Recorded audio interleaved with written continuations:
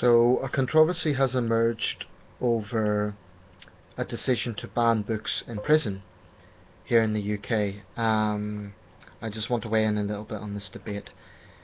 The Justice Department a spokesperson has said that there's still books available in libraries to prisoners, but presumably this means that books are being banned from deliveries to prisoners as gifts from relatives, or I presume that's what that means. There's been a big backlash against the Justice Secretary, Chris Grayling, from a lot of best-selling writers who say that this move is callous and counterproductive. I'm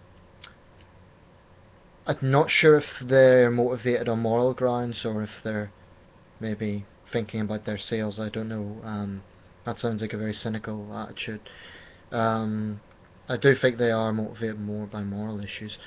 The Justice Department says this is part of a good behaviour scheme whereby it's just coming into the idea of if prisoners are well behaved they'll get perks. A while back there was controversy over a smoking ban in jail as well. Now, I'm someone who's always been conservative on crime, and I do believe that people who terrorise society, which is what I believe custodial sentencing should be for, should not get some of the privileges that law-abiding members of the public get.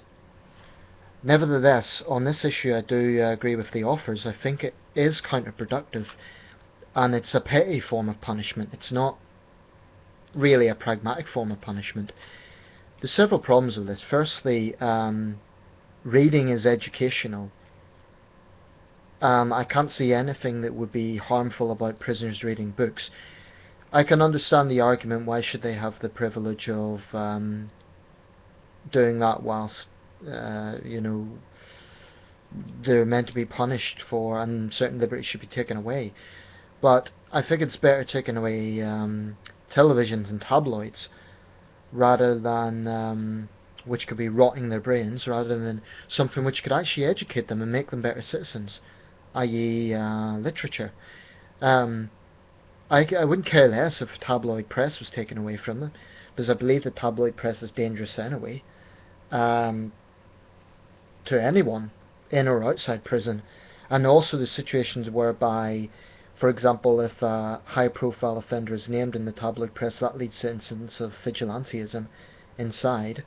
And I believe having that sort of anarchy in prison is a big problem.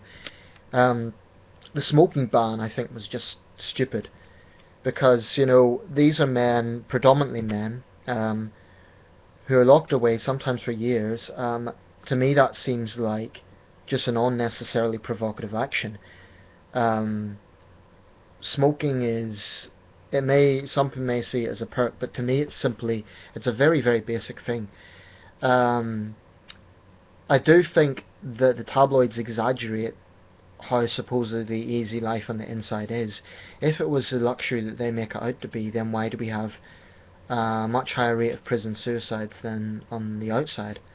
So I think it's a callous lie to suggest that prison is a picnic in this country. Sweden maybe, but not in Britain. I don't think films like Starred Up, which is a new film, are exaggerated. I think, based on independent reports I've seen into the life in prison, I don't think it's a picnic at all. And I think the tabloids are callous to suggest that it is, or at least they're distorting. I'm not saying that there's a situation whereby there aren't circumstances where prisoners are getting things they should not be getting, but let's be clear, British prisons are not like Scandinavian prisons. They're a lot tougher, and life in British prisons is not a picnic. Maybe we're not American style with uniforms and so on, and incidentally that's something I don't mind being proposed, but the purpose of prison should be twofold as far as I'm concerned, maybe threefold: punishment, rehabilitation, and cutting reoffending. Now, right now, there is obviously a serious need for penal reform, but unlike certain lefties, and unlike organisations like the Hard League for Penal Reform, I am not an advocate of penal abolition. And they won't admit that, but I think the ultimate agenda of the Hard League, if you're not familiar with them, they're a penal reform group, but I believe their ultimate ambition is penal abolition. I think that's just plain stupid, because there are people whose crimes are so heinous that suggesting they should be allowed to walk freely on the outside is not only immoral, it's irresponsible. People who make the conscientious decision to terrorise society should face tough consequences. That is the principle of a fair society. It's not punishment for the sake of it, it's the simple principle of fairness, something that the left doesn't seem to grasp, or maybe more precisely liberals don't seem to grasp. They tend to focus solely on cutting crime, which is good, it's important, but punishment is equally important, because that comes into the basic principle of fairness. Now, getting back to the original point, I believe there's ways to instill a rigid prison regime without these sort of petty moves like banning books and banning smoking.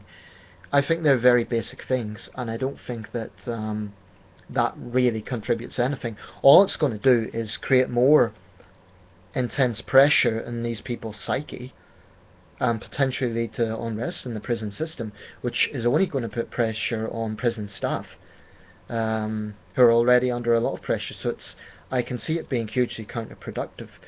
I mean, it's like they're just trying to make these people crack. And it's not that I believe we should give in to criminals' demands, i.e., I'm not suggesting for a second we should sort of say, oh, criminals demand they want a certain lifestyle inside, and the justice system should accommodate that. Not at all. It should be the other way around. It should be criminals obliging the justice system, but that doesn't mean you should dehumanise people. And regardless of what crime they have committed, society and the justice system should not stoop to their level. So yes, there should be a certain amount of liberty taken away from them, but that doesn't mean basically driving them over the edge with these sort of petty moves. And I think that's what it's going to do. I mean, really, if someone's on a 6-7 year sentence and they're a chain smoker and they're told you're not going to smoke anymore, that's the sort of thing that would drive them over the edge. And it's just callous and stupid. It doesn't serve anyone any purpose whatsoever. The same applies to books. If you have a prisoner who may well be educated, it's a myth that all prisoners are working class and stupid, for want of a better term, and that might sound patronising. Apologies if it does. But the point I'm making is it's not true that all prisoners have low intelligence. There may be intellectual prisoners who might be guilty of financial crimes or whatever. Depriving them of something as basic as literature just seems a bit callous, and I don't think it serves a purpose. They should be denied rights that privileges that law-abiding citizens have. For example, television. I don't think there should be television on the inside. Gaming, perhaps that can be confiscated. There's a lot of things that I don't think that they should be allowed, but I don't believe that it should be a case of they're locked up 23 hours a day, they have an exercise for an hour, or whatever it is.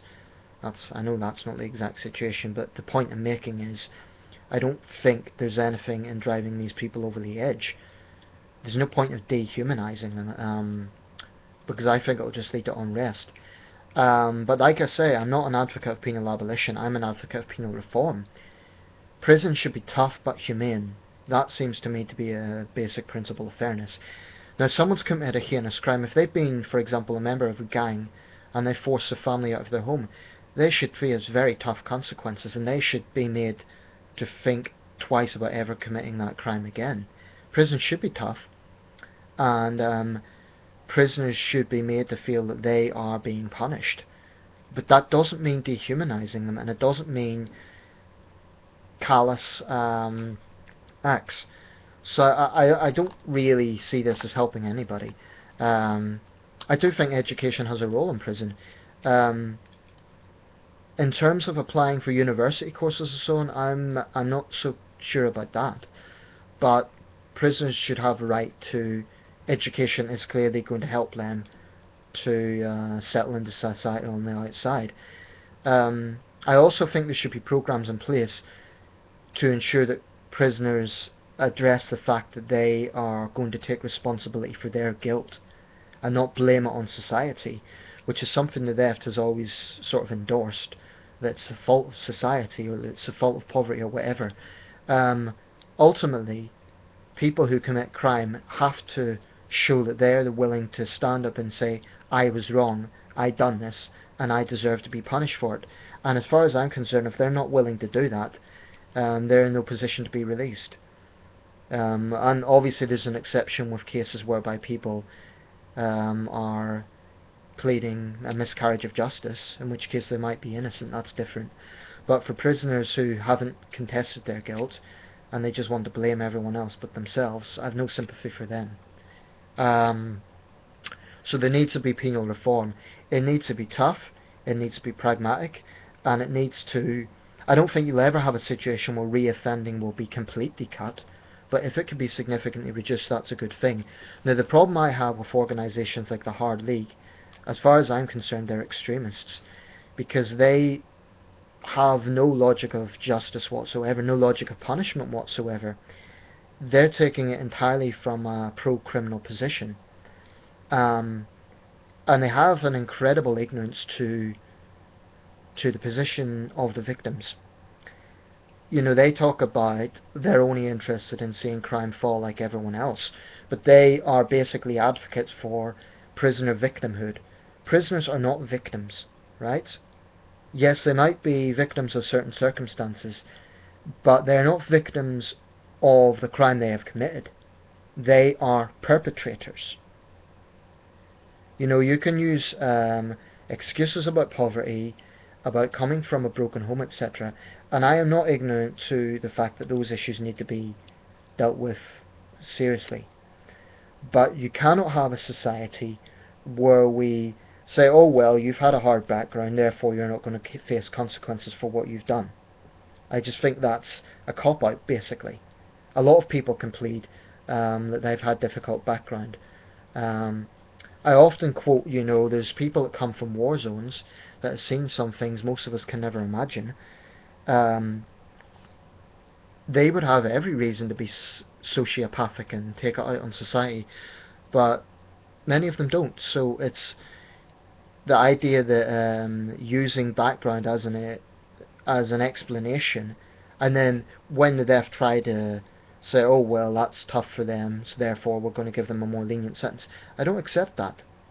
I accept they may have had difficult lives, but there is far too much of a culture of the moment of criminals turning around and saying we are victims.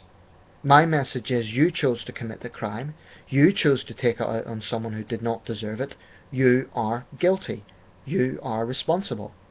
This isn't a case of they've taken it out on as revenge on the very people who made them suffer, i.e. for example abusive parents. It's a case that they've taken it out on an innocent shopkeeper, or a family who they've forced to leave their home. That sort of thing is unacceptable. It's unacceptable in a progressive society that you have a minority of people making others live in fear. And a very big thing here that people overlook is actually what criminals do is they bully. This is why I resent them being portrayed as the victims. It's rubbish. Now, there's people in prison I don't think should be there. I've quoted Tim Harris, the Fathers for Justice campaigner. That man should not be inside. He's not criminal. He's serving 6 months for defacing a portrait of the Queen. Okay, maybe give him a fine, but that absolutely should not be a custodial sentence. Prison should be for violent crimes. It should be for... I do think it should also be for repeat offenders, because if you have a situation where someone is shoplifting time after time after time again, and they literally laugh at community sentences, then you do need tougher sentences. For me, the issue isn't about prison population. I mean, I've no desire to see a massive prison population, but that's not the main issue. The issue is about how effective prison is. If people who are terrorists in society are locked up, that, at least for the time they are inside, does protect society. But the issue has to be about what happens when they come out, and that's where rehabilitation comes in. But imprisonment itself, in my opinion, is not a problem. so long as it's done in the right way. Now, the philosophy of the higher league is that if they had their way, probably 3/4 of prisoners would be released tomorrow. They won't admit that, but I really do believe, based on all their statements, that is their ultimate agenda. And I think that's extreme and irresponsible, and actually callous. Callous towards people who would then have to face the repercussions of those people walking free, and laughing at the system. So that's just some thoughts out there. I think the ban on books is counterproductive, but I do think that prison has to be a rigid regime, otherwise it just defeats the purpose of punishment.